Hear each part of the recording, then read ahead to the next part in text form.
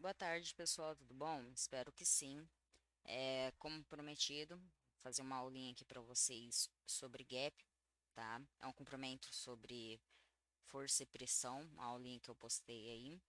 É, então, eu vou pegar o exemplo desse dia aqui para estar falando de gap.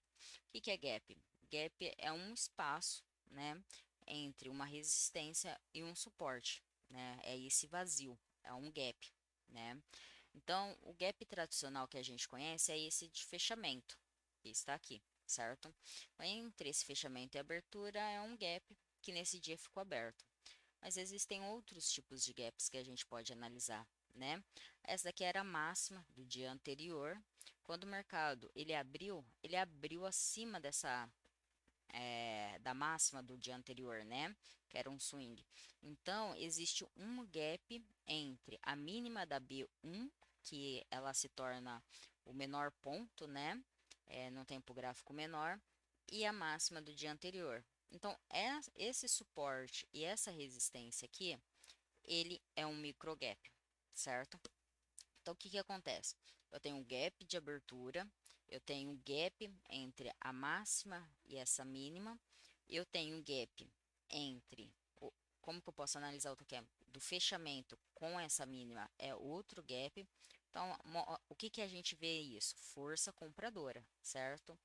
Fechou a B1. A gente tem a máxima dela como sendo uma nova resistência, né? Aí a gente vai analisando o comportamento do barra barra.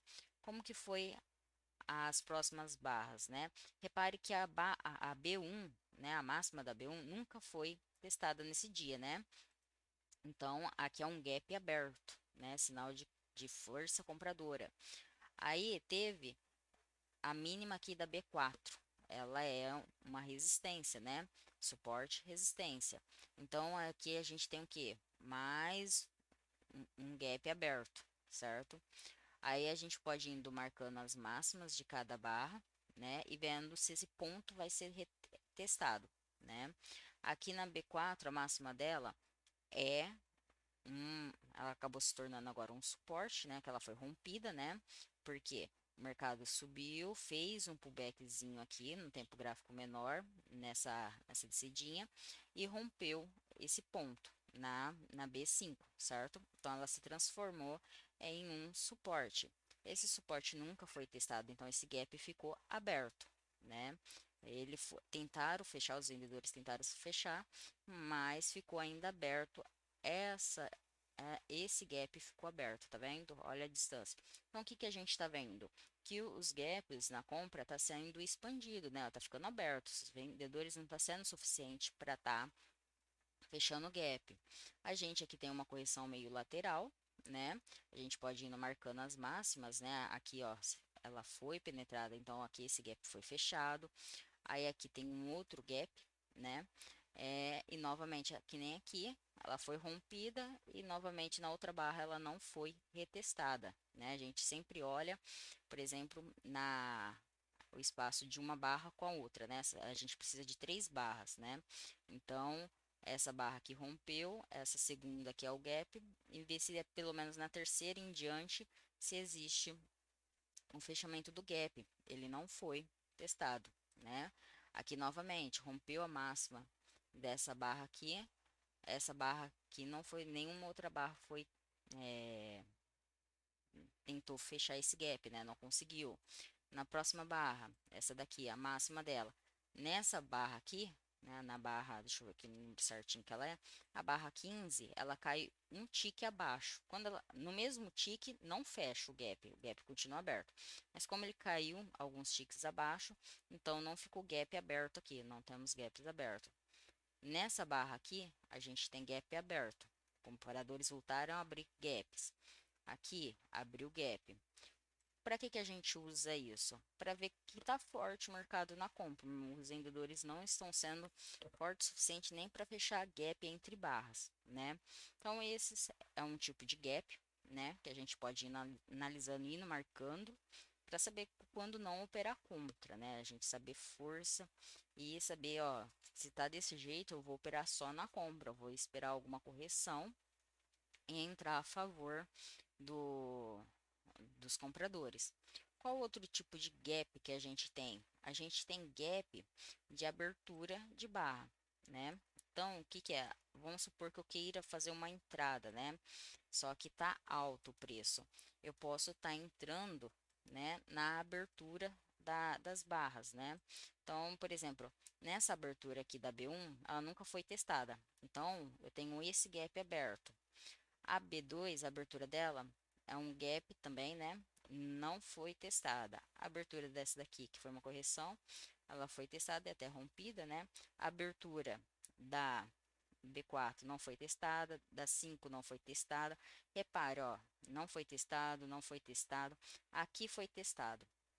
Então, eu poderia tentar fazer uma entrada por aqui, né? Ou acrescentar lotes aqui, tendo em vista que a primeira vez que ele vai testar esse ponto aqui, ele não vai reverter, tá tendo várias pressões, né? Vários sinônimos de pressão.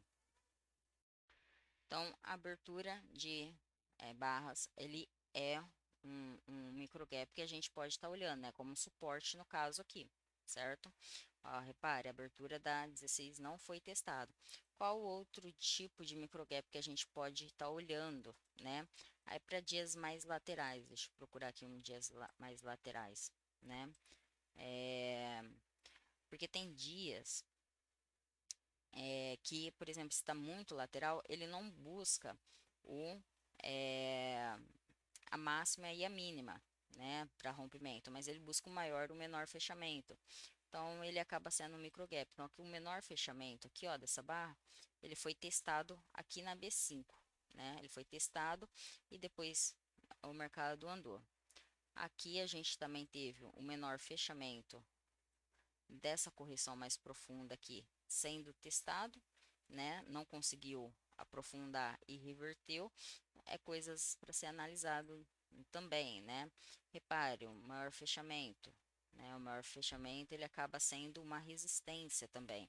Então são pontos que a gente vai analisando. Se o mercado não consegue passar desse nível, esse maior fechamento dessa correção, ele acabou não sendo testado. Então esse futuramente pode ser um ponto de realização, né? Então são esses pontos que a gente olha, maior e menor fechamento, né?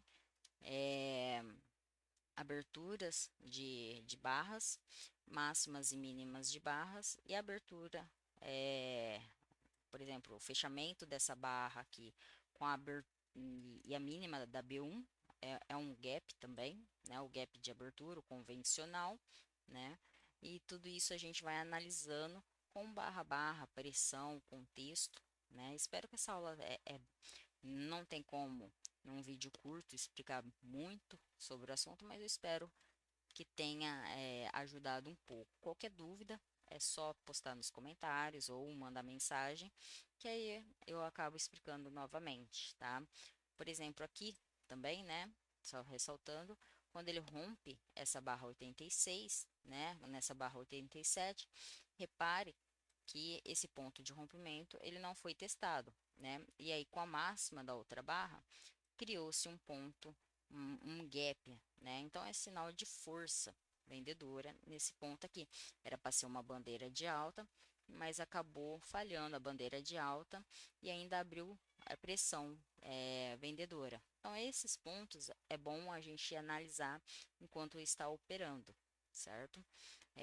Espero ter ajudado. Curtam, compartilham e qualquer coisa é só mandar uma mensagem. Tchau, tchau.